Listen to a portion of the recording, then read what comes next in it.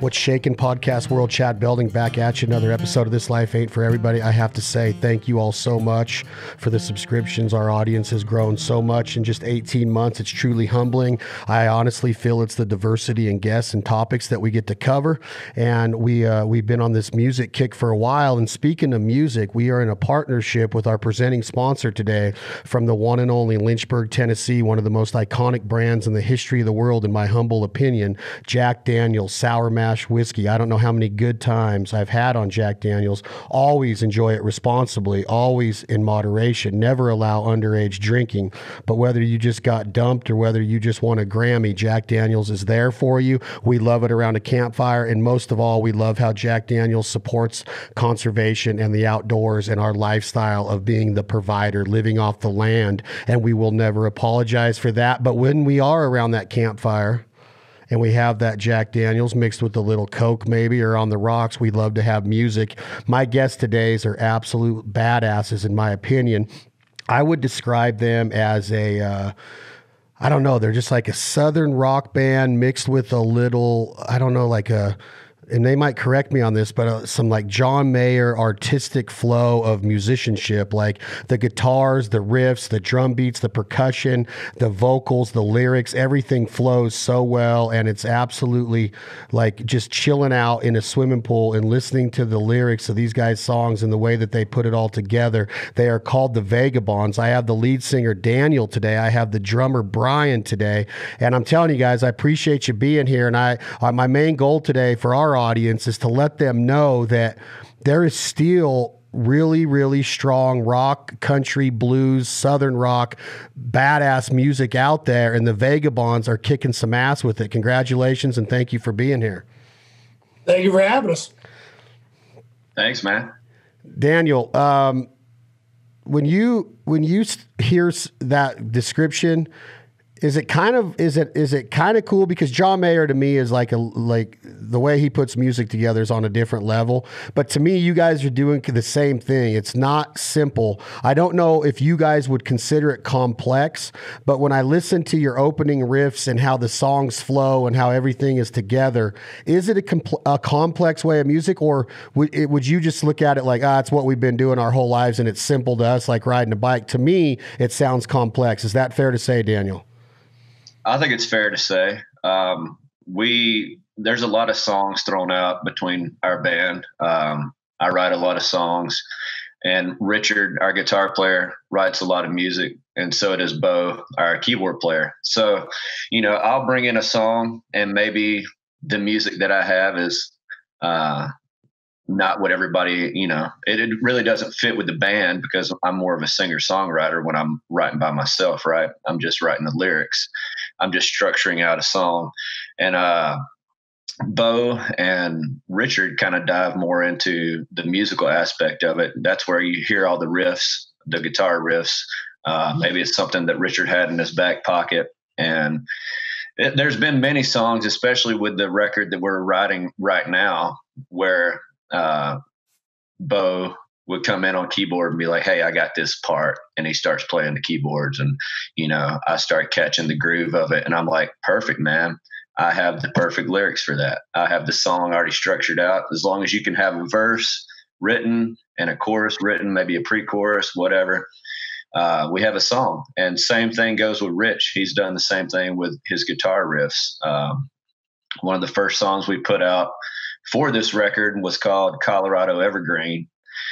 And we came into the practice room one day, and he starts just playing that heavy riff that you hear at the beginning.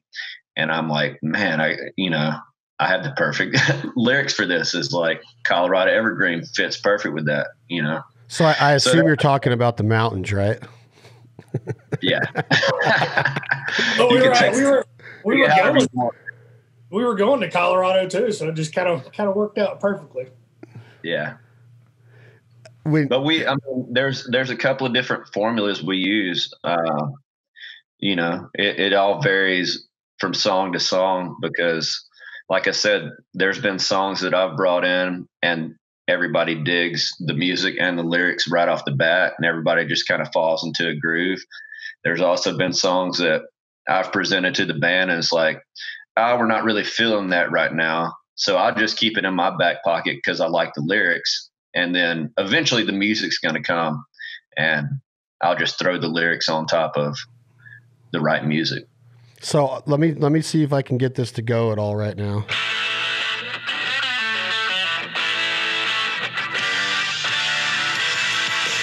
Okay, so you say that the guitar riff comes into the studio and he says, "This is what I got." You're like, "Man, I can put perfect lyrics on top of that." When the percussion comes in, Bryan and the bassist and all of this comes into effect, wouldn't that be the foundation of the song of how it starts? But you're saying that it's the opposite, where your keyboard and your rhythm or your lead guitarist comes in and then the lyrics go on top of that and then you add the percussion? It's more like we're all in the room together. And take Colorado Evergreen, for example. Rich starts playing the guitar riff. Bryan usually falls right in with Rich at that point. So it's like guitar and drums are going. That's the groove. Then Paul will fall in with Bryan, and then Bo does his wizardry on the keyboards. And then I had the lyrics over the top. So it's all kind of like a mesh at once. And, if it comes together, usually we know it's a good song when we all just start grooving together fairly quick on the song. And yeah, to expand on that, I mean, it's truly, I think we've been playing together for almost 12 years now, me, Danny, Rich, and Paul. So it's really easy. Like, I know when Danny sings a lyric, I'm like, that's great. Like, let's go with that. Like, it's easy to expand on it, especially when you hear a great guitar riff or a piano riff, and you're like, okay, let's run with that. Let's do something with that. And when you break down your guys' albums, like the V album or the 5 album, it could be, a lot of the riffs could be like lengthened, in my opinion, because I love them so much. I get into them. Is there a jam band feeling with the Vegabonds? Like when you go to a Zach Brown concert and you watch ZBB, it can be labeled everything from a rock band to a country band to a cover band to a jam band to a southern rock band. And I get that same feeling from you guys because of the passion of the lyrics, how well written the lyrics are. Like, I keep going back to this one song that when I fell in love with the Vegabonds was this song called Shaky Hands. Like, I don't know if there's a better song to wake up to. I don't know if that shouldn't be everybody's alarm clock song, because when that hits, I'm just like, man, this life is awesome. Like, just don't have shaky hands today. Just get up and kick some ass. Kind of, that's how it makes me feel. I'm not saying that it's the Rocky Balboa Eye of the Tiger Survivor feeling. I'm saying, like, I'm grooving and it just makes me want to put my feet on the dirt and go to work and just live. And that's what I was talking with several musicians lately about what lyrics do and how they pull you into a song and what music is meant to do for a person. And that's what the Vegabonds are doing. So back to my original statement, I got long-winded, is there a jam band feeling that you guys, when you're live, do you just go into this, you feel it in the crowd and you're just like, let's just rip their faces off right now? Yeah. I mean, not every song. Like, when we first started, we were playing college markets, frat parties, sorority parties, and just all around college bars, period, in the Southeast. And we were a jam band. We had a 6-piece band, 2 guitars, a keyboardist. And that's what we did, man. We would go play these 4-hour parties, and you have to jam to fill up space. And that's kind of how we got the feeling of each other. That's how we learned to play with each other. We kind of toned it back on purpose with the records, and just kind of give you the song, the meat of the song. But at live shows, man, we'll go on jams. We do a Charlie Daniels cover, Long Haired Country Boy, into some Allman Brothers. And that's a 13-minute song that we play almost every show. So dude, we take me on a journey for sure. Dude, that just makes me want to go right now. Like, you hear like the slow, steady pace of CDB doing the preacher man one, or the poor man wants to marry, and a rich man and then you just go into an Allman Brothers. But here's the deal about Charlie Daniels. From what I've learned, I'm from the Western United States, Lake Tahoe, Reno, Nevada area. the music that we're talking about, a lot of the music, now you got the Sunset Strip in Hollywood, but a lot of the badass music comes from that area that you guys are from. There's a lot of states in the South and Southeast that are known, and especially for Southern rock, obviously with Skynyrd and Allman, but is it safe to say that Greg Allman is the king of Southern rock? He is the inventor of Southern rock. What is Allman Brothers, and why is he labeled that? Is that, I've heard that said before, like they were the Southern rock band. Is that true? Yeah, I think that's definitely true. Them and Skynyrd were. But I think what they say considered as the start of Southern rock was actually when Dwayne Allman played "Hey Jude" with who was it? Wilson Pickett, when they did it in Muscle Shoals, and he did some guitar licks, and that's what they say spun and started all the Southern rock movement. But yeah, I mean, Greg Allman and the Allman Brothers, those are, Skynyrd, Allman Brothers, one of our favorite bands, and that's definitely Richard, our guitar player's favorite band for sure. But yeah, that's the pinnacle of Southern rock. Yes. I talked with an artist yesterday, Daniel. His name is Travis Denning. He's from Georgia. He just had his first #1 with a song called "After a Few." Guitar slinging fool, right? He made a comment yesterday, and I'm going into what you guys just said about this 13-minute cover you do. He made a comment, said, it doesn't matter who writes a song. The songwriter doesn't own them. The songs are owned by the people. That's really what the song is. You guys have a lot of originals. Why do you play a 13-minute song for an audience that could go find that on YouTube, of Charlie doing long hair, and you could find Allman doing their song? Why does a band like the Vegabonds or a Zac Brown band, why do you guys, is it to pay tribute and homage and to show respect to your influence? Is it to pass the time? Is it to show your musical skills? What is the main reason a band that has so many originals and so much talent to do their own stuff would choose to do that, Daniel? I think it's the familiarity of the song. First off, when you go to a show, we're a lot like Zac Brown band. We have great musicianship. Like you said, I don't know. If you go and listen to our version of Long Haired Country Boy, we recorded it and put it out in 2017. It's way, way different. We took it and did our own spin on it. And then we go into Midnight Rider by the Allman Brothers out of that jam. So it's like, we want to show you, hey, this is a song that that you love, that everybody loves, a great Southern rock. Both of those songs are like Southern rock staples, but we do them our own way. It's the Vegabonds doing Charlie Daniels. And it's a tribute to Charlie. It's a tribute to the Allman Brothers. But it's also us saying, hey, this is how we hear it. We hope you like it. And have you ever had the chance to meet Charlie? I assume you have, or anybody in the Allman band. What was it like being around Charlie Daniels? What did you feel when you heard that he passed a couple weeks ago? What kind of person was he to the Vagabonds? Man, we got to actually open up for Charlie back in 2010, was it, Danny? 2011? Well, Charlie, I think it was 2012. We opened up for Greg Allman in 2011. Yeah, and we got to open up for Charlie in Alexander City, Alabama, at the Lake Martin Amphitheater, and it was a cool experience to me. We shot a DVD there, and my stepdad actually took me to see him when I was 13, and I told him then, I was like, hey, one day I'm going to open up for him, and you're going to be there. And we got to do it, and it was just. After the show, Bruce Brown, the guitar player, came up and he said, hey, Charlie wants to meet you guys. And we're like, wow, Charlie, Charlie who? And he's like, Charlie. And we're like, oh my gosh. And I had my fiddle, and we got to go on the bus and meet him. And he was hands down just one of the nicest men that you ever met. And he was like, man, I thought Southern rock was dead until we heard you boys. I was like, that's pretty cool.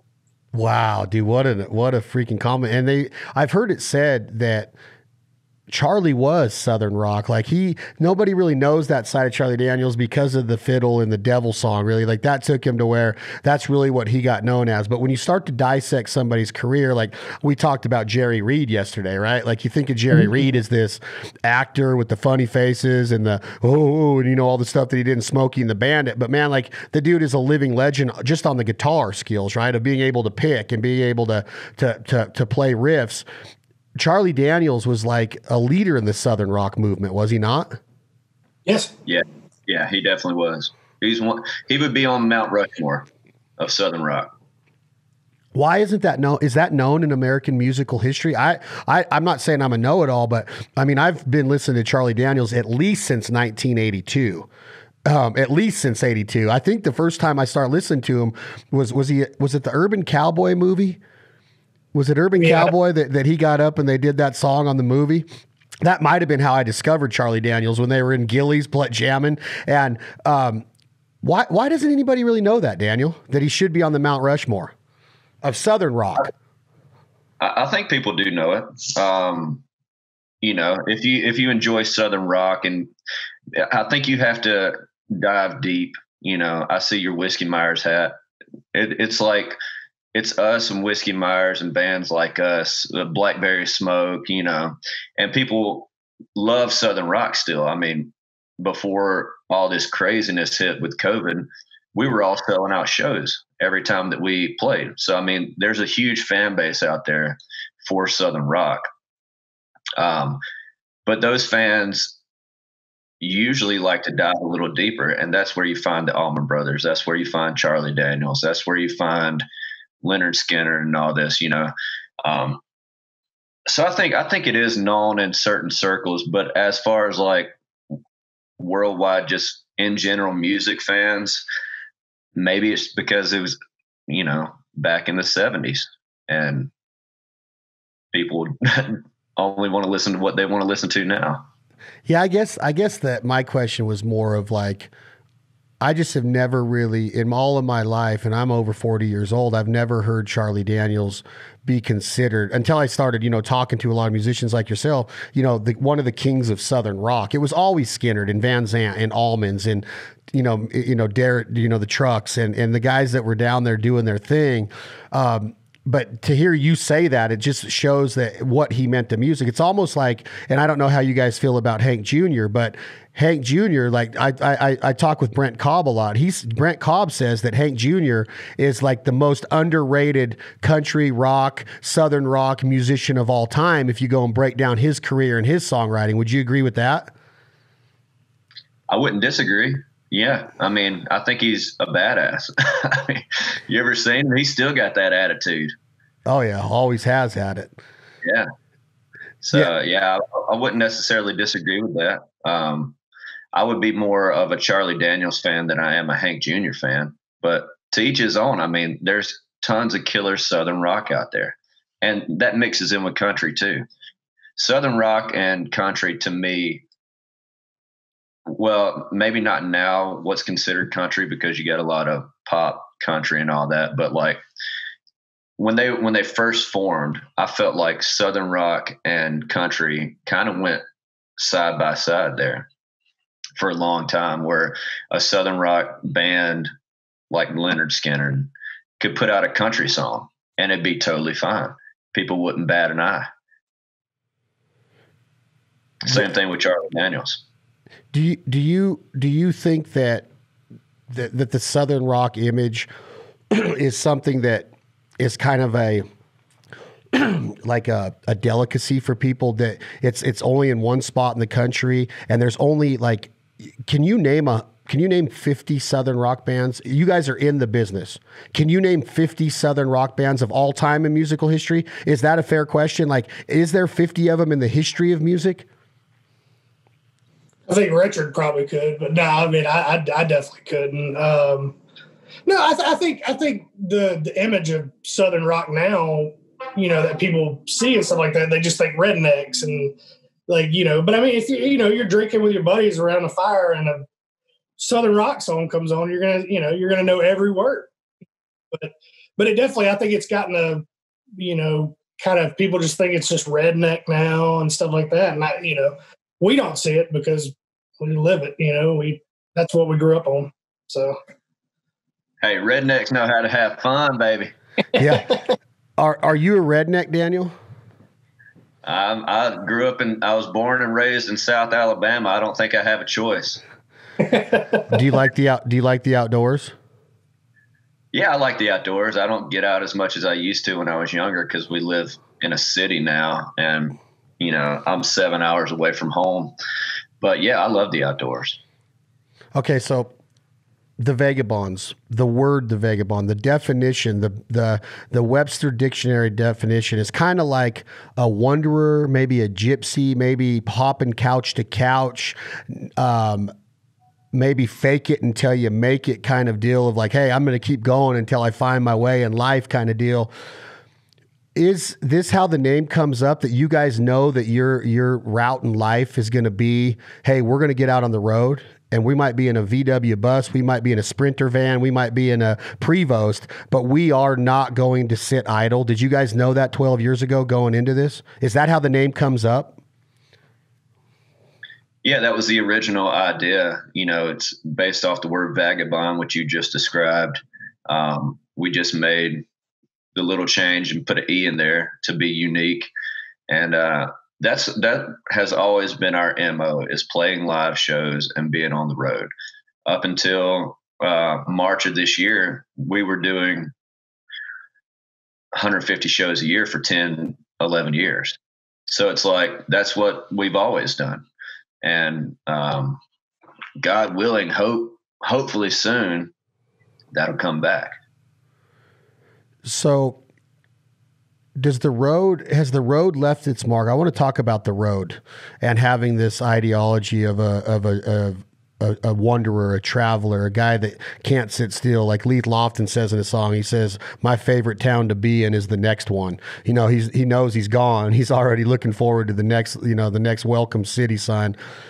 Does it ever get lonely, Daniel? Did it ever wear on you? Did it ever mess with your mind? Do some of your lyrics come from loneliness or desperation of trying to find somebody to be by you? Because do you ever get that feeling of, look at all these people and their hands in the air and singing to my songs, and then all of a sudden it's just back to the hotel room and you're just Daniel again? Does that ever sit in with you guys? And does that ever, because in my life that has happened to me, and I'm just a duck hunter. I don't get to stand up in front of 5,000 people at a time and see them sing my songs back to me, my lyrics. Did you ever go through that? And does the road still take its toll on you at all? Totally. All the time, man. I mean, that never goes away. I've been married since 2016. So before that, being a single guy, it was fine. It wasn't as bad because, I lived with the guys. First off, we all lived together back then. Some of the guys still live together now, but it was like we were on the road living together, and then we would come back home living together. So it's not much of a change. It was kind of like life rolled along. Then I got married, and man, yeah, it's tough because you have somebody, it's on your side that supports what you do, but you're leaving 4 days a week, every week. And then we had a son in July of 2018, and man, even more tough at that point, having to leave him. So yeah, and it comes out in the lyrics. I mean, we have a lot of traveling songs because that's what we do, and that's where our mindset is. And on these last two records, V, and then the one we have, I don't know when the new one's coming out, but we're writing for it. We have, 20 songs written for it. A lot of V and a lot of this new one are love songs, because it's like, that's what's on my mind. That's what's on the heart. It's like love letters to my wife and over badass music. Okay. So Bryan, when Clint Black started doing what Daniel just described with his gorgeous blonde wife, he went from Killing Time and No News to some of the baddest ass country songs is some sappy shit. It's happened to many artists when they fall in love, it transitions from who they were as this individual to now they can't get their mind, like Daniel's describing, off of this girl or this other, if it's a female artist, of a man that's back home supporting them, helping them raise a family. So they start to write what's on the heart. Like, again, a quote from Daniel. Does it ever irritate you, Bryan, of like, holy shit, how many love songs can we hear? Is the transition natural, or do you and the other band go, dude, we need to sit down and have an intervention with Daniel because all of his lyrics are going towards this one theme? Has it been an easy transition to go from shaky hands to I love you ballads all the time, Bryan? Well, I wouldn't say they're I love you ballads. I think the way Daniel writes, which is, Danny's one of my favorite songwriters. I mean, the way he describes a story in the songs are incredible. And it's not like, if you listen to our songs, it's not like, oh, he's talking about his wife. It's kind of like a make your own interpretation. So, I mean, I don't think his writing has really changed so much. I think it's just evolved. And I think that's great because, we're getting older, I mean, that happens when you've played together for so long. But no, I don't think you're going to be able to listen to one of our songs and be like, yeah, he's talking about his wife, or that's really a love song. I think, that's the great thing about it. You really can interpret it the way that you think. Now in the studio, I'll be like, hey, sing it like this. And he'll be like, just shut up. Daniel, what is the feeling? Oh, go ahead. Sorry, bro. But we did just, and with the new stuff we're putting out, it's like, we wrote this one called Juke and Jive, where it's like, I'm going out partying. It's like, I get in that mindset of, I'm going to put myself back in my 21-year-old mindset where I'm going out looking for a woman. I'm going out partying. So I can still tap into that. I don't necessarily, it's not like my wife is like, well, who are you writing about? Well, she's not like that. So if I was to write any kind of song where it's like, we're writing breakup songs, we're writing heartbreak songs too. So it's not all based around that. But my mindset when I sit down to write a love song, and my interpretation of a love song, it is kind of a love letter to my wife. But a lot of our love songs they're not ballads. They're funky grooving songs. And that's where it comes in, where Richard or Bo will have the music lined up, where they come in, they're like, here, check this out. I got this badass guitar riff, or I got this cool piano riff. And I'm like, all right, well, that's cool. I got a love song. And we'll just mix the two. And that's where our style comes from. Just mixing all different influences and mindsets. One of the mindsets of music there was a movie called Dirt that came out on Netflix 2 years ago or something, on Motley Crue, Sunset Strip movie. Axl Rose wrote a song one time in the early days of GNR in like 85 called Reckless Life that was on one of the B-sides of the Lies album. Have you guys ever felt like you needed to be saved as far as meeting your fiance before you married her?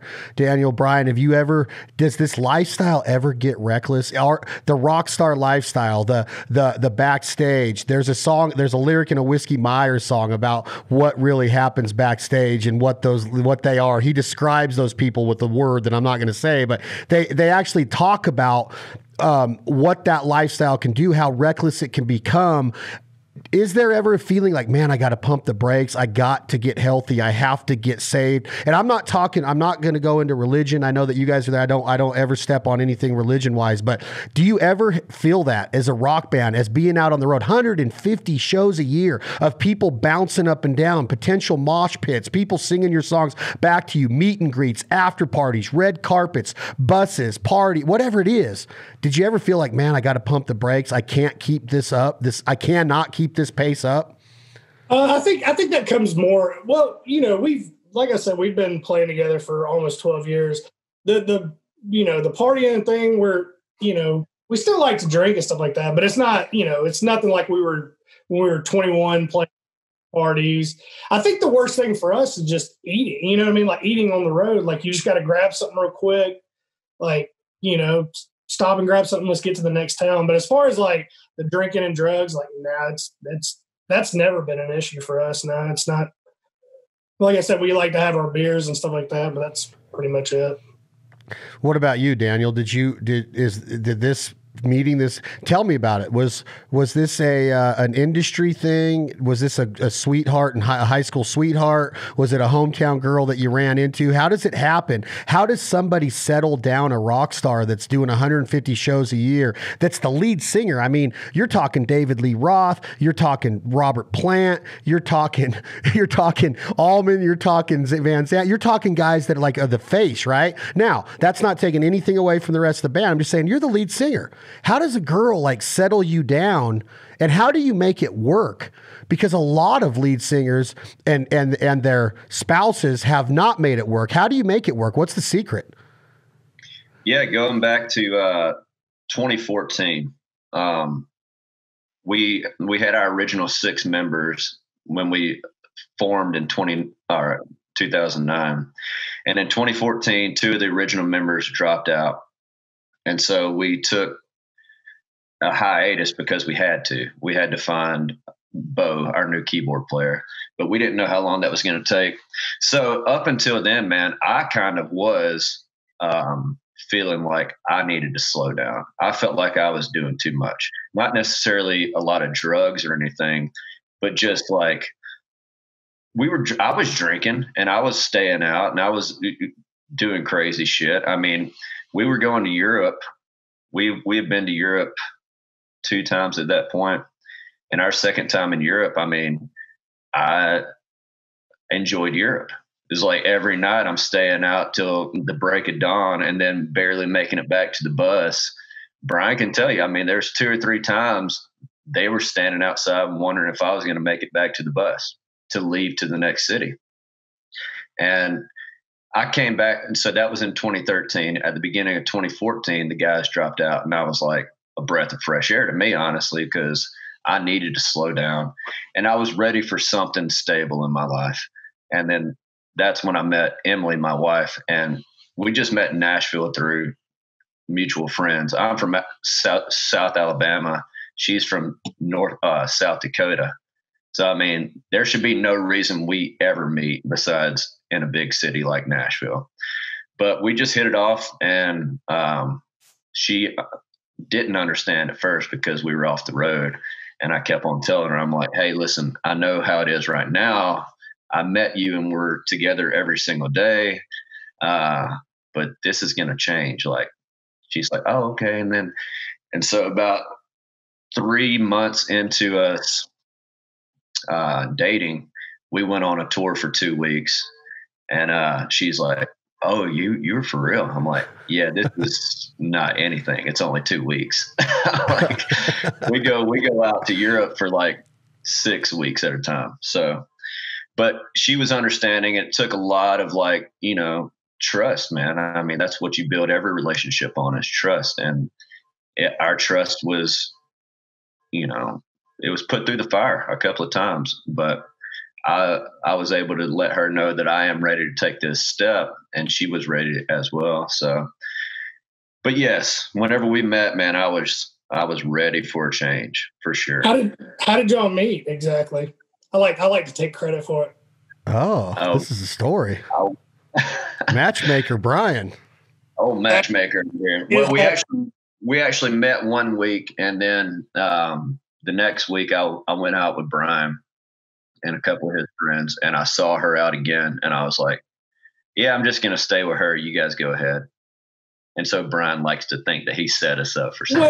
Well, first off, he didn't want to go out that night. And my thing was, man, this could be the greatest night of your life. Are you on Broadway? Are you in Midtown? Where are you at? We went to Midtown. You're at Losers? No, we went to a place called Red Door. Red Door, right? Yeah, right down the street from Losers.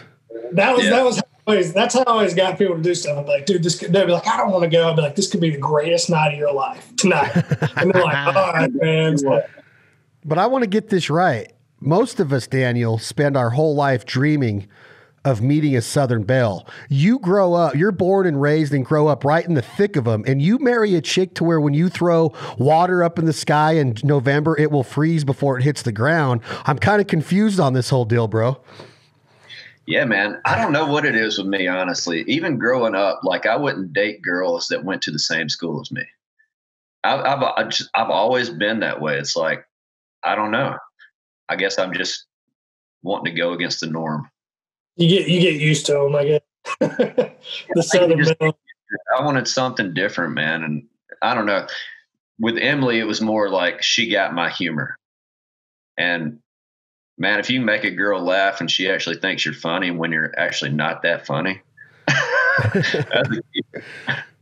So has she been, Bryan made a comment like he's not necessarily writing about his wife. Has she been a big inspiration in a lot of the new songs that you're writing? Yeah, I think so. Even with the stuff that, you know, is heartbreak and breakup songs and going out and partying songs. I mean, I've been through all of that with her. Not breaking up or anything, but you guys have never had a hiatus since you met her? No. And so, but we've had heartbreak. I mean, every relationship goes through heartbreak, especially if you're leaving every single week. So I know that feeling all too well, even before I met her. So I can just kind of tap into all that. And yeah, she's a big inspiration. Okay. The science of it. Daniel and Bryan, the science of a song, the passion of a song. I say this in a lot of podcasts. It's not easy. People tell me, like Brent Cobb, buddy, you can write a song. Everybody can write a song. I'm like, okay, fine. That's your theory. But not everybody can write what Brent Cobb does. Like, I think he's truly special to music. I say that to everybody.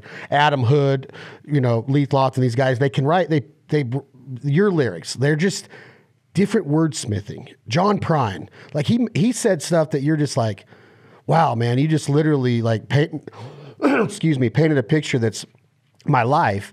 It's not easy. What is the science behind it? How does it start? Do you walk in and see your wife cooking pancakes and the look on your son's eyes and that sparks something of like, man, I'm going to go write that down, and you get your iPhone out and you put an idea in it, you might revisit it later. How does it happen?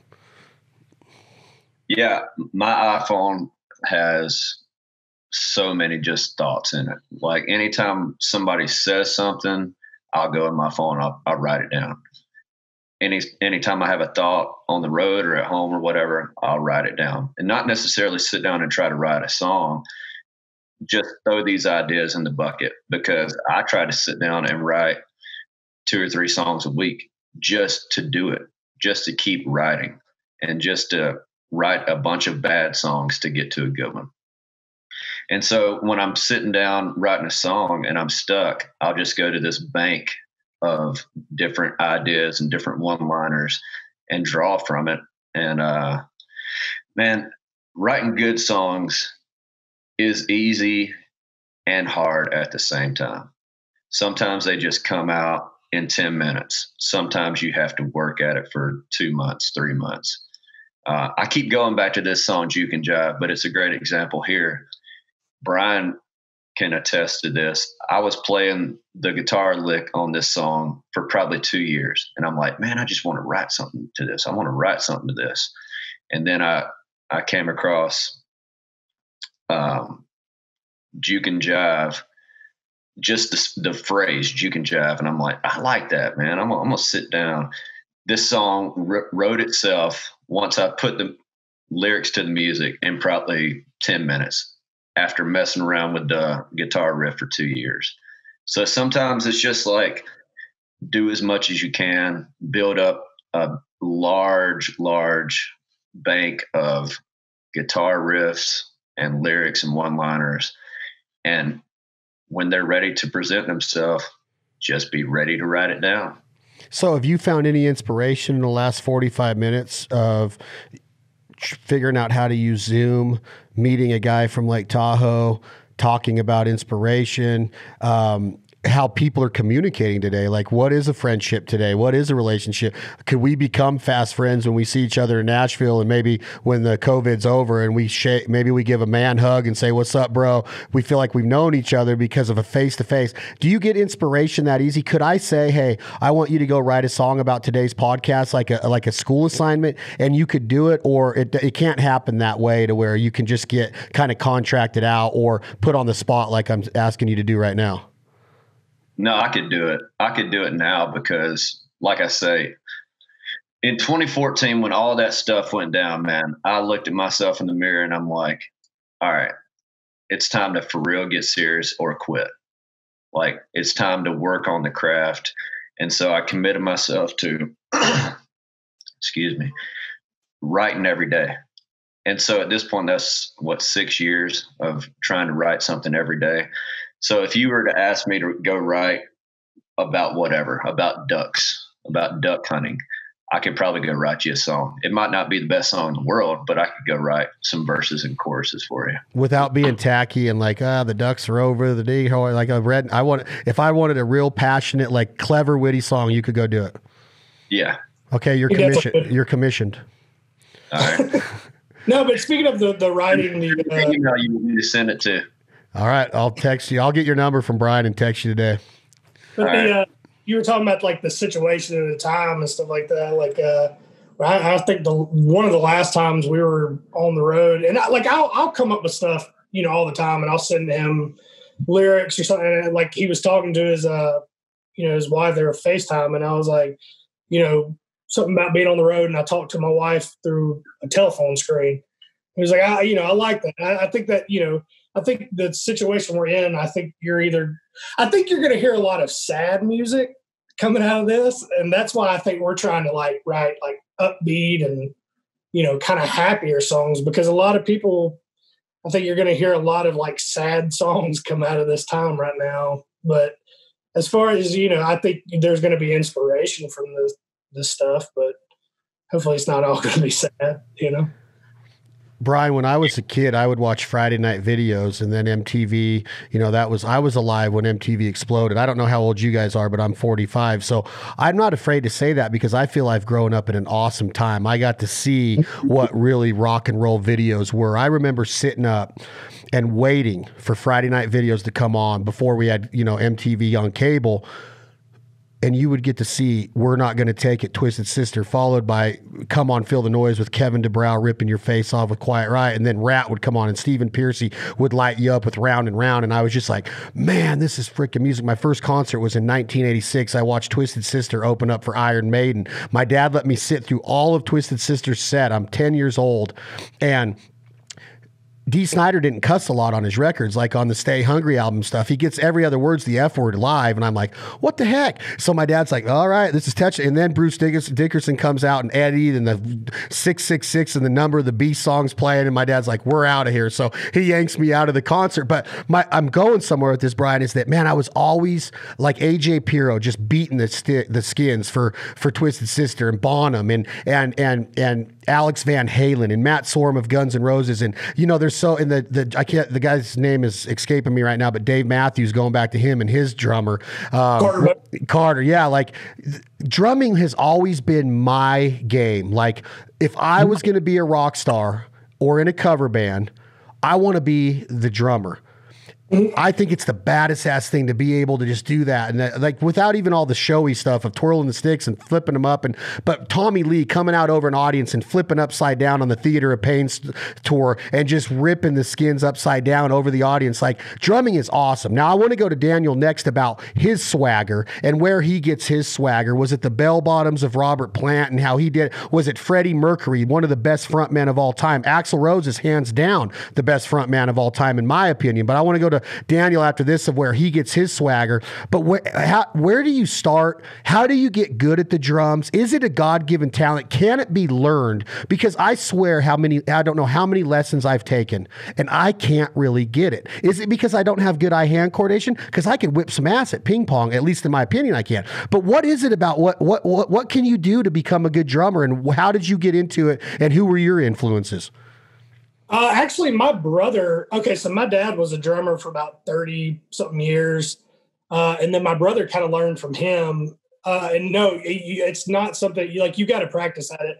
I remember him getting so frustrated with me because I couldn't figure out, how to do it. And then he went to college to where I could sit down by myself and really just kind of play and really learn. But like inspiration to me, my dad was really inspiration. I wanted to, because he was pretty deep in the music industry and, he had toured. But the thing I was like, I want to do more than him. I want to be better at it than him. And I feel like it did. And it one of the coolest things happened probably about a week and a half ago. I actually just got sponsored by a drum company called Drum Pickers. And it just up to this point, I've always just tried my best to be a solid drummer, because I know those drummers that you're talking about.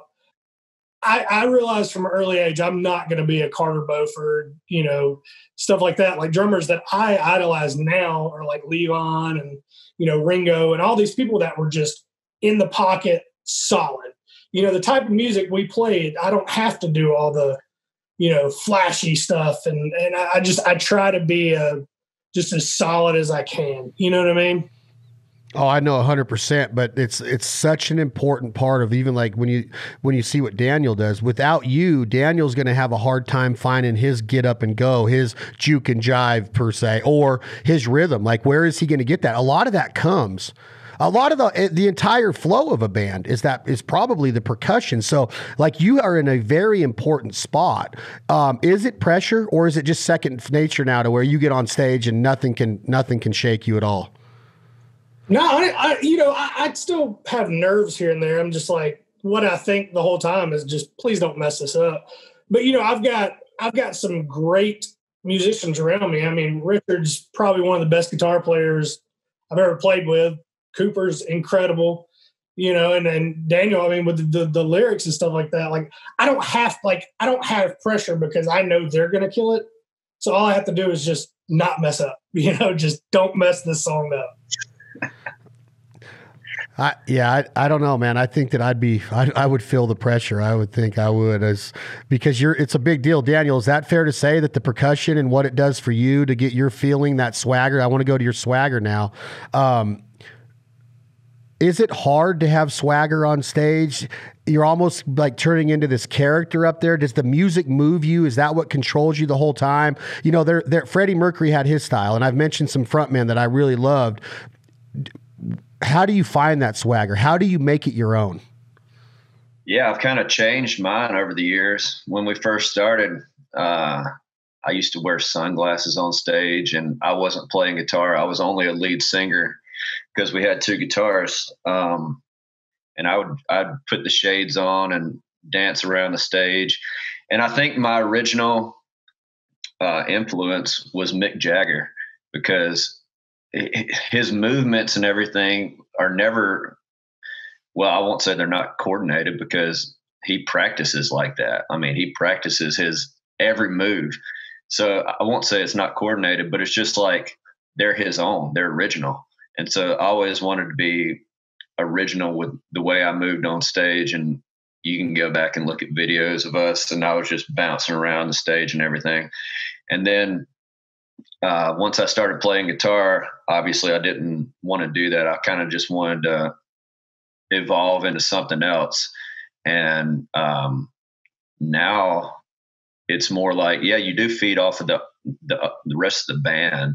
I feed off Bryan a lot, the drums, the beat, even with the way that I sing. It's very cadence oriented. And that's a lot of back and forth with Bryan. But now, as far as performance, I try to use the guitar as a prop to make it more show. I've always been a big, I want to watch people who entertain me, not people that just stand there and play their instrument. That's fine if you want to do that. I don't care if you're good, but I always like the entertainment factor of going to see somebody live. So I always try to bring that to the stage whenever we play, and move around and just interact with the crowd, talk back to the crowd, smile at the crowd. A smile goes a long way. And just use the guitar, man. Bruce Springsteen said, whenever he first started playing guitar, the first day he went out in the backyard and he couldn't play a lick. He was a young kid and he just went out in his backyard, gathered all the neighborhood kids together and just started banging on the guitar and, and just singing. He wasn't playing anything. He was just banging on it. But then he would do that pose with the guitar and he goes, man, that's the shit. They went wild. And I mean, it's kind of true. It's like if you can use the guitar to your advantage and kind of give them a show, that's where I am, as well as trying to play the right chords and be in time. But for the showman aspect of it, yeah, it's Mick Jagger and Robert Plant, because I always wanted to sing like Robert, but that's never going to happen. Do you think Axl Rose is good? Yeah, but I was never into that kind of rock, like the hair metal stuff. Oh, don't even go there, Daniel. Don't ever say that Guns N' Roses is a hair metal band. They are completely different. What would you call them? Like the rock and roll, the 80s rock. Sunset Strip. Now, Daddy. They were so far ahead of their time, Daniel. Me and you are going to have a beer in Nashville and talk about this. I won't call them. I'll back that up. I won't call them hair metal. I can't believe you just compared them to Poison. I'm just not a big 80s rock fan.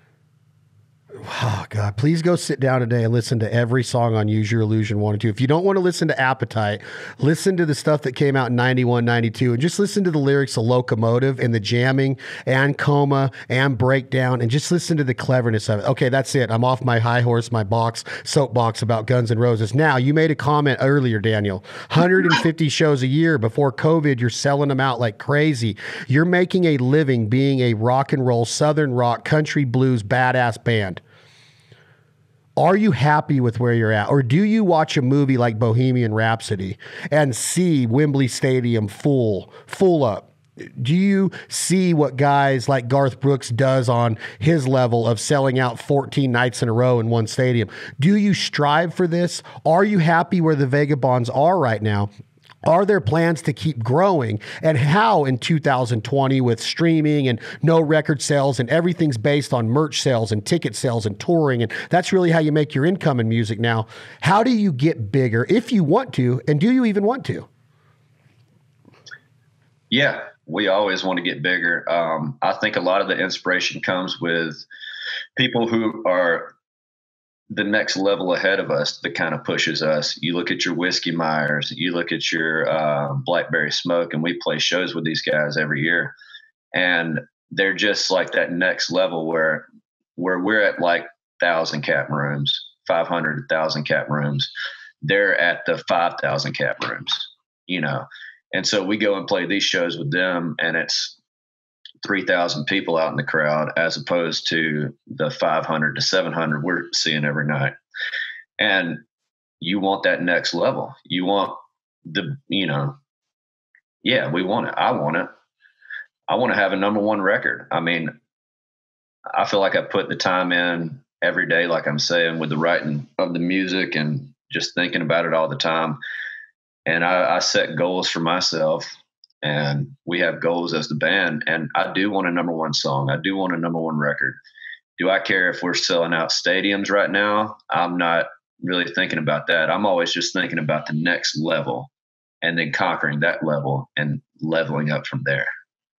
Yeah, and I think the thing that's great about like Whiskey Myers and Blackberry Smoke and bands like that is they've literally gone out there and got it. It wasn't commercial success. It was, they got every fan they got because they went out there, they killed shows and they did it. I feel like that's kind of, the Allman Brothers, they were the same way. And I feel like that's us. We go out and we're going to gain every fan because we want to build a career off of this, not just an overnight success that just goes away. And I feel like we've put the time in now that we are selling out these rooms and we're doing stuff like that to where now we have great fan base that we're starting to build a career. And you look at Whiskey Myers shows and Blackberry Smoke. And like I said, it wasn't because of the radio or, they had some, single that just hit. It just, they put on great shows and out there touring and killing it, putting out music. And that's how we're doing it as well. Unapologetic, awesome lyrics, consistency, right? I mean, Cody Cannon, those guys, they're like you guys. They are tearing up the highway before COVID. Their numbers continue to double in towns from Bozeman, Montana to Fort Lauderdale, Florida. They see growth. They keep on it. They just stay on that accelerator. They're trying to put out clever songs that people can relate to from a hunter. Like I can relate to my first rifle was a 243. And then you got songs that the military relates to with freaking, I think one of the coolest songs ever. I mean, the Frogman song gets me so fired up, but that's what they did. And that's, you guys are right there as far as selling out and getting ready to take that next rung on the ladder. Because when Daniel just made that comment about having a number one hit, a number one song, where is it number one? Is it Billboard, Daniel? Is it the independent charts? Is it country radio? Because I don't believe Whiskey Myers has ever had a number one, have they? And they're growing like crazy. They had a number one when their record came out. Their last one, it topped the charts. Yeah, I mean, I guess I'm talking about like the country charts or Americana charts. That like, I want to see our record debut at number one or have a number one song. Now, I think back in the day, I think Shaky Hands did something on some chart.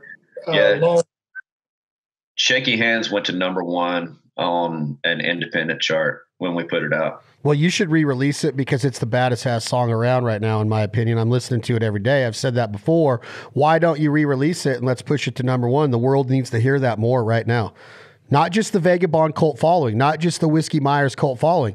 With what our platform is, I see hunters and barbecue chefs now. Man, I'll go to a Traeger event and they'll have their Deemer box or whatever Bluetooth apparatus they choose to use with their phone, and they will be rocking Brent Cobb and Whiskey Myers and Adam Hood. And these we've been trying to push this on our show for like 9 or 10 years now, of going to bands and saying, look, we want to have your music. We're not trying to get every band. We want to work with the ones that we believe in. And I just want to be a part of being able to say, man, the Vagabonds are awesome. Not that, man, I discovered the Vagabonds. You know, those kind of people like, man, I just discovered this band. No, I really didn't. I just was lucky enough to be introduced to you through a mutual friend named Paul McDonald, who is an absolute genius badass, in my opinion. Absolutely tears a crowd out of their seats when he plays.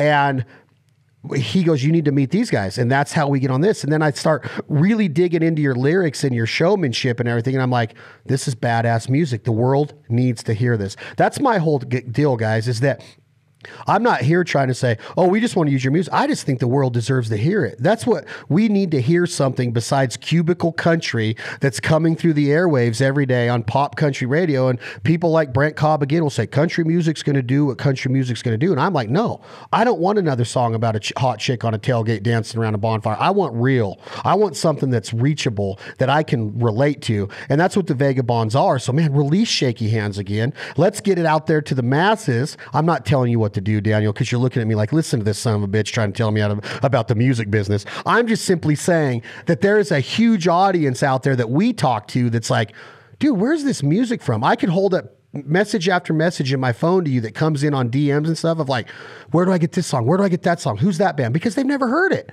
And then they watch our duck hunting show, and we're in Alberta, Canada, and Eddie, the manager of Whiskey's like, dude, the way you use that song. And Cody's like, I love that, because it shows like what this audience loves. And now they're hearing this song wrapped around, and it works. So I'm just saying, like, the world deserves to hear the Vagabonds music, to go from 3 to 5, 700 room seat rooms to the bigger 4,000 or 5,000 seat theaters and stuff. I'm here to help if there's any way that I can. Absolutely. Yeah. We actually teamed up with a little YouTube channel, not a little YouTube channel, but they're called Mountain State Overland. And so they take their overland trucks out on tours, and they take people out and they do these awesome videos. And they've been using our music for the past 3 years. And we've got so many fans from that, because the music does flow so well with these outdoor shows. So yeah, I think that's a great idea to pair with different hunting shows and outdoors. Because our music is kind of laid back, and then we also have our rockers. So you need to get that stuff on Yellowstone, man. You need to call Kevin Costner and say, look, bro. I know. Do you know about this? Well, I just heard a rumor that one of the guys that that I work with consistently. I won't say the names because I don't want to put it out there, but I just heard a rumor that two of the artists that have been on the podcast are being talked to about the new season or the new next episodes of being on there. Hayes Carl was just on there, which I love listening to Hayes, and Whiskey's been on there a bunch. But yeah, I just heard that two more artists are on there. I mean, I don't think it's inconceivable with the way your guys' music is. I think it would track awesome on a show like that. Yeah. Especially like a Traveling Man or freaking even, dude, I keep going to Shaky Hands because that song. So it's like, dude, your allergies are not that bad, bro. You sound fine. You don't look puffy or stuffed up at all, Daniel. I'm not buying this 8-hour gig yesterday. The audience has to hear how freaking good this music is. Will you just like grab a guitar? You don't even have to plug in, bro. Look at, I'm begging. You got a grown man begging. You got a grown man begging. I like you. I like you. I'll do it. I'll go grab my guitar real quick. Give me a second. You the man. You hear that, Bryan? He said he liked me. Yeah. He don't like a lot of people. He don't even like me half time. So. No, man. We appreciate you having us on, man. But yeah, it's been great, man. We and getting to play with these guys, man, every night and just recording me. It's been a true blessing. I'm just really thankful, man. These guys are truly my best friends, and we've had a good time. It's been awesome. Yeah, and you just want it to grow so you can keep it going all the way into a lot of these bands stay together for a long freaking time. Charlie Daniels was playing all the way up until he passed. I mean, I just seen him last year, the year before in Dallas at the NRA convention, and he was ripping the fiddle.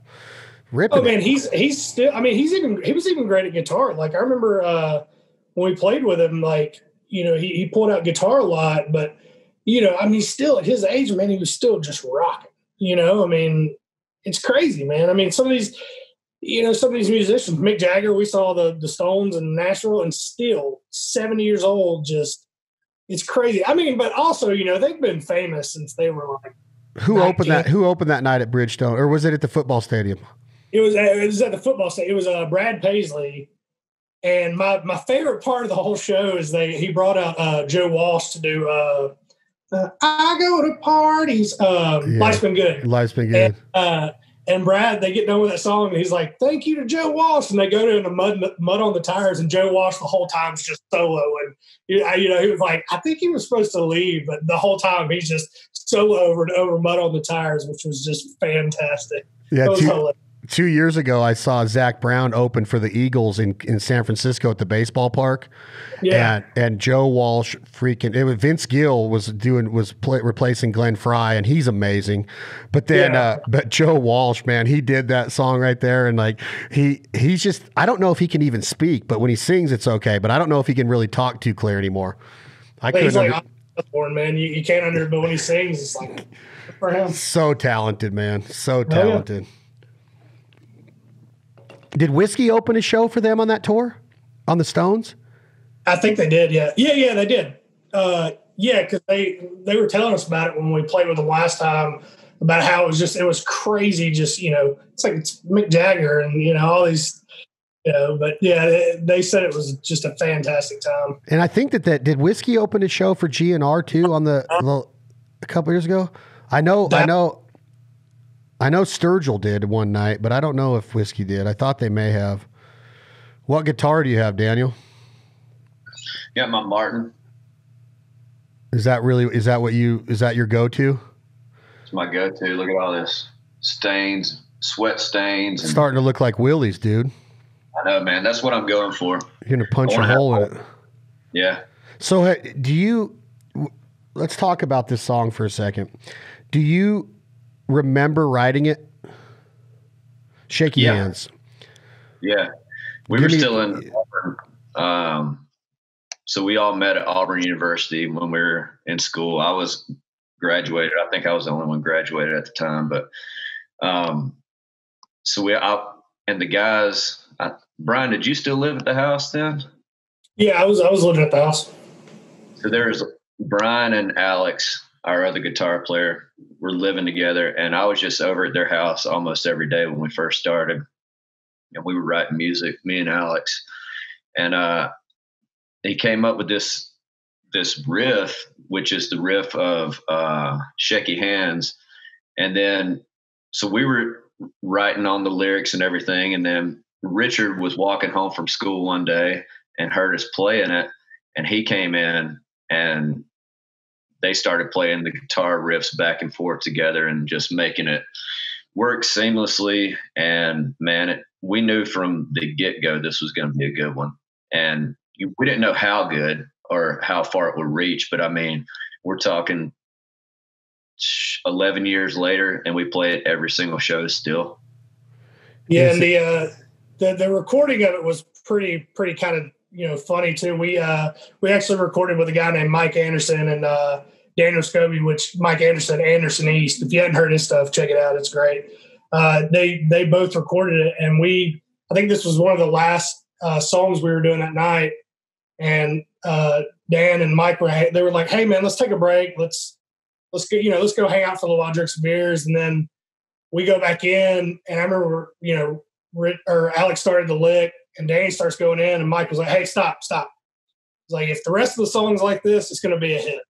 We were like, "All right." So that take was actually done at like, I think midnight. We were like, we're going to do one more take, and you know, it hit it. So that's the one that you have on the album, and it was still one of my favorites too. It's got to be both of your all-time favorite. I mean, it just does something. I mean, a lot of your songs do. I mean, I love Georgia Fire. I mean, I've been rocking that song a bunch. I listen to every song there is, but there's just something when that one comes on that I have to. It's that morning song that gets me going. It's the afternoon song that you can just jive to, and I think that's one of the. I guess it would be your cornerstone or your standard of what you guys might be known for. Is it a crowd favorite when it's live? Is it one that your crowd is begging for every night, like Daniel said? Not begging, but you know they're expecting to hear. Oh yeah, that's kind of become our free bird, because we'll be in the middle of the show and people, Georgia Fire, you know, and it became one of our most popular songs. We actually made a hot sauce named after the song, and so yeah, it's definitely one of our bigger songs. But yeah, it's you know, people yell it midway through a show. So Georgia Fire and then Shaky Hands, and what would another huge crowd favorite be live? Ooh, another one live. Those for sure. Probably "Oh My Lord" off of What We're. Yeah, where we used to go is another one. You still thinking, Bryan? Yeah, I'm still. I'm trying to. You know, I mean, you know, we've got almost 50 something songs. You know, and a lot of people like our cover of "Long Hair Country Boy." They kind of expect that one too. All right, so we're gonna go and we're gonna picture the Vegabonds on stage. But we're gonna change up their 11-minute riff. We're gonna have a shortened one of "Long Hair Country Boy" into "Shaky Hands" and see if Daniel can pull it off. He just got claret in his system, Flonase in his nose. I don't know what Bryan's drinking in the red Solo cup at noon in Alabama, but I assume it's orange juice and what? No, it's actually Milo sweet tea. That's the greatest sweet tea ever. Sweet tea. Oh, that sounds good. You don't find that where I live. All right, Daniel, you're on. I can't wait to hear this. Can you do a little bit of Long Hair and then go into Shaky? Yeah, I can do that. Try to make it happen here. I don't want you to don't get mad at me. I mean, I live for this, man. I've been dreaming of this all night. All right, I'll do a verse and chorus of Long Hair, and then I'll do Shaky Hands for you. You the man.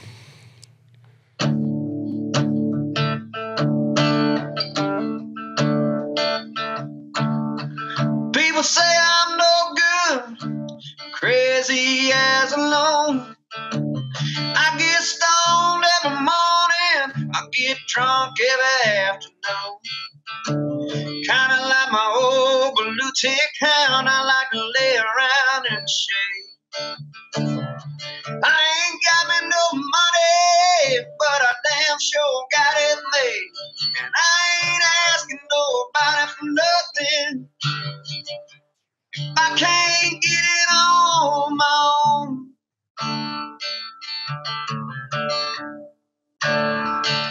If you don't like the way that I'm living, go on and leave this long-haired country boy alone.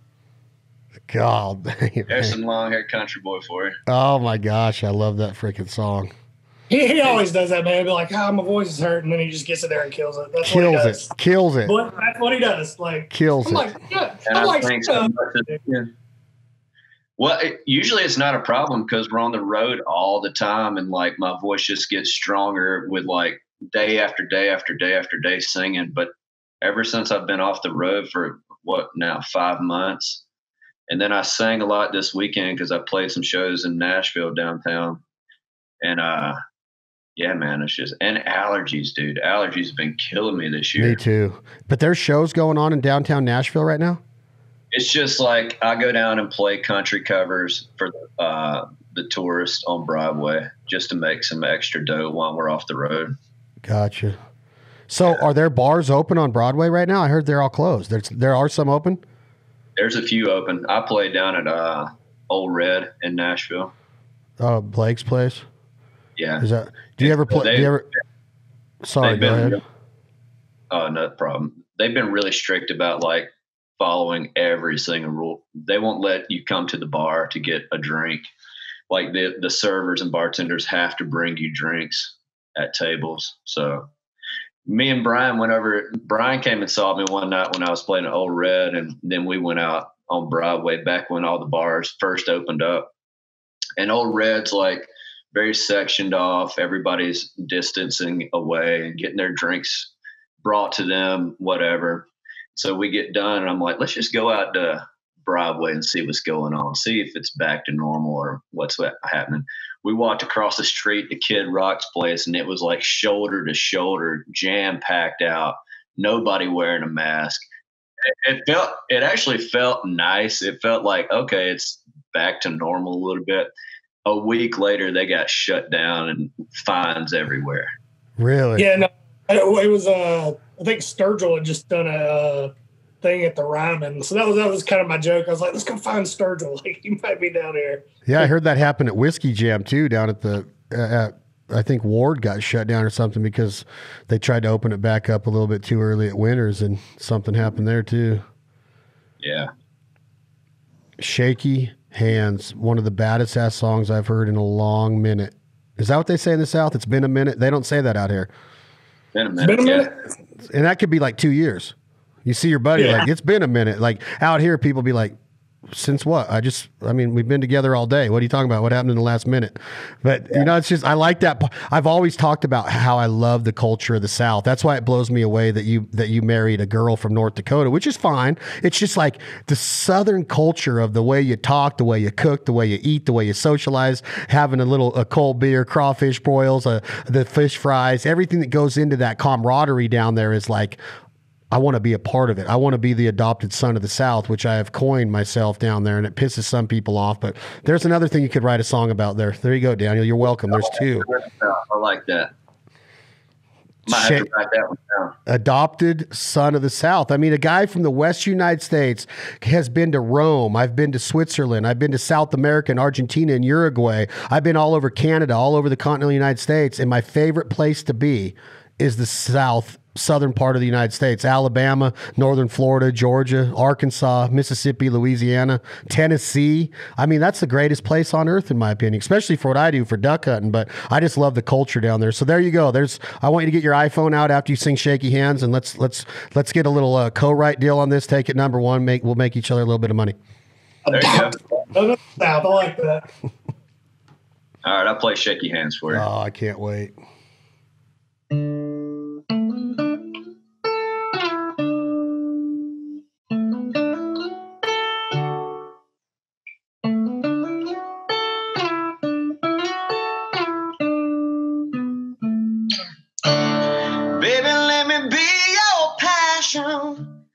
Let me be all you need. Reach your hands out and heal me, roll me in your love, sweet lady. I'm begging you, please. I really want to be on your side. Lady, when you stand on mine, write your name in the mirror, draw a little clear across it with your bright line. Cross it with your bright line.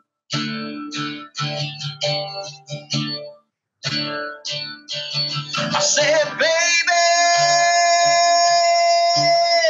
you got something that I think will go good with me.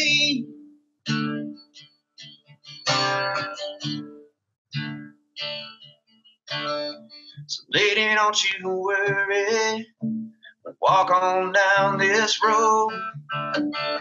We'll be alone but not afraid. Fire's in our bones. Please, don't you let your hands shake. I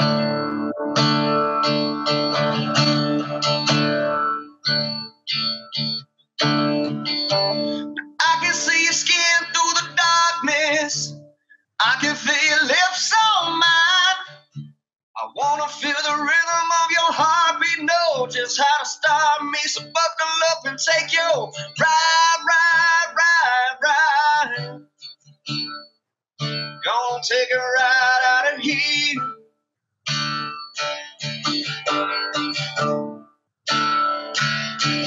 I said, baby, you got something that I think will go good with me.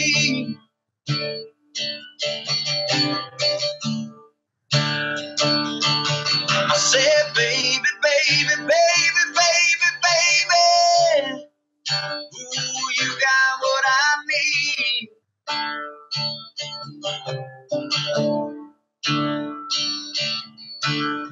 So lady, don't you worry, walk on down this road. Be alone but not afraid. The fire's in our bones. Please, don't you let your hands shake.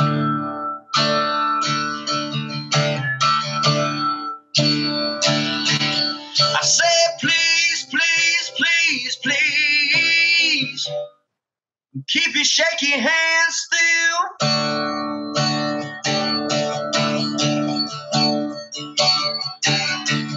I said, baby,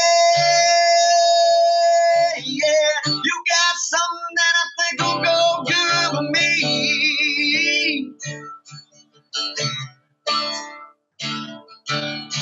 I said, baby, baby, baby, baby, baby, baby, baby, baby, you got what I need, just what I need.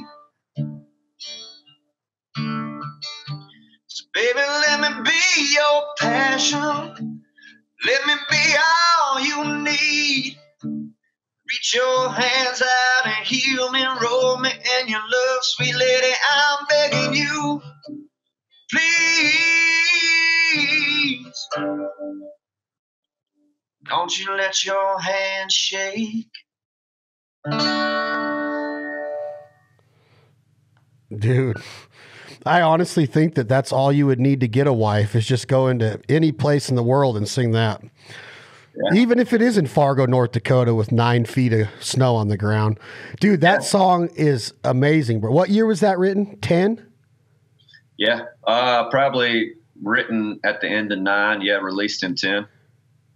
The line in there where you hit baby real hard, and you got something that I think will go good with me. Like, how strong is that? Like, it's almost like you don't know what it is yet, but you know it's there, and you're trying to figure out what it is, and you can't wait until it presents itself. Like, she's got something, and I know that it's going to mix well with what I got. Like, you just don't hear words that you don't hear it put like that. It's always like, you got something that I want, or you got something that I already know what you're like, and I already know that me and you are going to. That's like saying you think she's got something.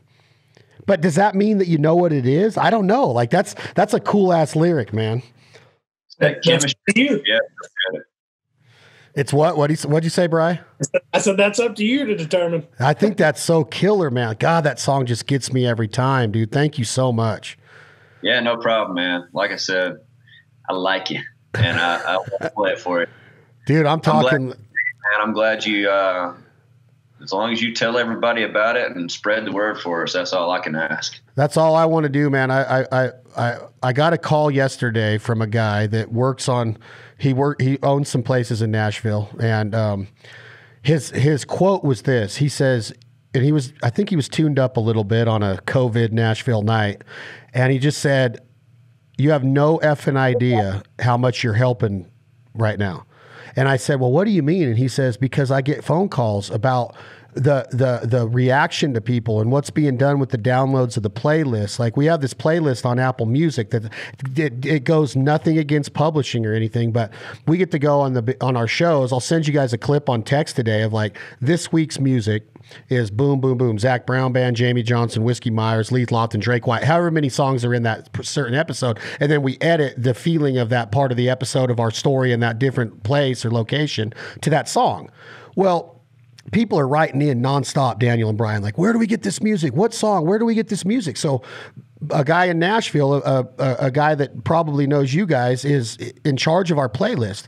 And he says, dude, my phone just like 15 a minute. It's just going off with downloads of getting our music because it's got national advertisement. But we always ask permission. Let us put your music on the playlist. It doesn't go against publishing because it's already on Apple Music. And I don't know what your publishing is. We'll discuss that off cue. But it's working, and I'm proud of it because it's consistency and it's having what that song just said. Let me be your passion. I'm not saying that between us. I'm saying that it's being passionate about what's right and what's right in the world right now. What can get us through this? What do we need to have in our ears and in our brains and our frontal lobe to understand that everything is going to be okay? This is what music has done to me my whole life. I came out of the womb listening to Dad pick Folsom Prison Blues around a fire, or listen to Merle Haggard sing, I've been throwing horseshoes.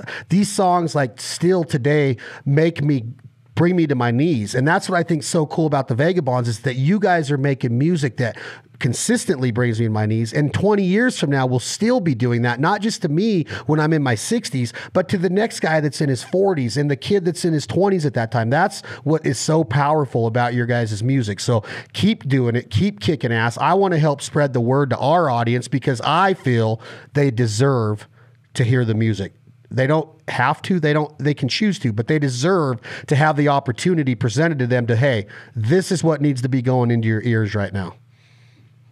Thank you, man. Yeah, that's the one goal, man. We're just, I personally like the music we play. I think it's good stuff. I want people to hear it. You know, it's my parents and older people. They're like, man, this is the music I grew up on. It's good music. And that's, you know, I want our music to, you know, like you said, I want it to live on. And I appreciate you saying that. It really means a lot. No, I really mean it. That's what it does to me. When Daniel was singing just now, you were even leaning back going, God damn, this is good. This is good. This is just so good. And I when I feel it, I just know it. I feel like I have a good taste in music. I'm not going to sit here and go, you know, I'm a music know-it-all, or you better listen to me. I'm not that guy that's going to say, you got to do this or get the hell out. I'm just saying that when I hear something that's good, when I hear Brent Cobb sing Shine on Rainy Day and it makes me cry, I'm like, that's a song that the whole world should hear. And it's a shame that it's not on the radio 5 times a day, 5 times an hour, like they play songs today. It's a shame that Shaky Hands is not in our radios every single hour on the hour. So people have an idea that, man, this is real music. It's truly real. So I'm proud to be a part of it, man. I'm glad I got to meet you guys. Yeah, same here. I really appreciate all that you've said about the music. Obviously, you have dug into it, and you have an appreciation for not only our music, but also music that I dig as well. I'm a big Brent fan and Whiskey Myers. So I think we're on the same wavelength, man. It was great to meet you, Chad, and just hang out and talk. And I'm glad I was able to play a little bit for you. I'm so glad. I'm glad that Bryan set it up to where all 3 of us did this, and I cannot wait for the day to either be able to bring you guys out here and do a private gig for myself or one of our partners, or the day that I get to come on the road and come on a bus hang and get to sit side stage and watch you guys perform your magic. It's inspirational, it's influential, and I hope that bands that are at Berklee School of Music right now in Boston or somewhere, you know, trying to cut their teeth will discover the Vegabonds and figure out that, man, this is like, it's symbolic, dude, because the musicianship, the lyrics, it's badass. And it can happen. It might not happen overnight, but consistency, work ethic, vision, and passion and love for what you do, it's going to happen. And that number 1 will come. The sold out arenas are going to come because the music's real. And I'm happy to have you guys on the show. Thank you both very much. Thanks a lot, man. So I did say that we would talk about publishing off record. Do you own any of it? And can I tell our producers that we can go out of this? We usually use a song that was written by Leith Lofton and Drake White called What You Gonna Do When the Money's All Gone to end our episodes. Can we go out with a Vegabond song that's a studio song that we can use? Yeah, you can use Shaky Hands. We own publishing and everything with that one. Oh, God dang, that just made my day. You guys are awesome. This has been another episode of This Life Ain't For Everybody. Remember, please keep supporting the sponsors and partners that support us. Jack Daniels, thank you very much for everything you do, not just for conservation in the outdoors, but for music, because you guys have rocked music for so many years. And maybe one day we can bring the Vegabonds up to Barbecue Hill in Lynchburg, Tennessee, and have them rock a show for us. That will be our goal. Get Jack Daniels behind the Vegabond music. Thank you guys for all the downloads and subscriptions. We truly appreciate it. Stay safe out there. Make sure you're taking care of your families, your loved ones, your communities. Be a good community ambassador and leader, and make sure that you're doing things behind closed doors that you would do in front of people, except that one thing. Just make sure that you always think somebody's watching you when you're out there right now, because I've been seeing a lot of weird things take place in society, and I don't want it to continue. So let's all start getting along, and let's all start having that one common goal of love and trying to respect each other and understand that not everybody's cut from the same piece of thread and that we're all in this earth for different reasons. That's what I'm trying to do as I mature into my later years in life, my midterm years, my 40s. But that's what this podcast is about, is getting to meet people like Bryan and Daniel and understanding that there's so many different walks of life out there and that all of us have a story. So let's figure out how to tell that story in the right way. I appreciate you listening to my story, these guys' stories. Check out the Vegabonds on anywhere you can find music. Download their songs. Get ready for the new album coming out soon. We'll keep you posted on all of our platforms. Tom, Jake, hit the button. This is the Vegabonds. It's called Shaky Hands. You just heard it done acoustically by Daniel, and now this is the studio version. Thank y'all very much.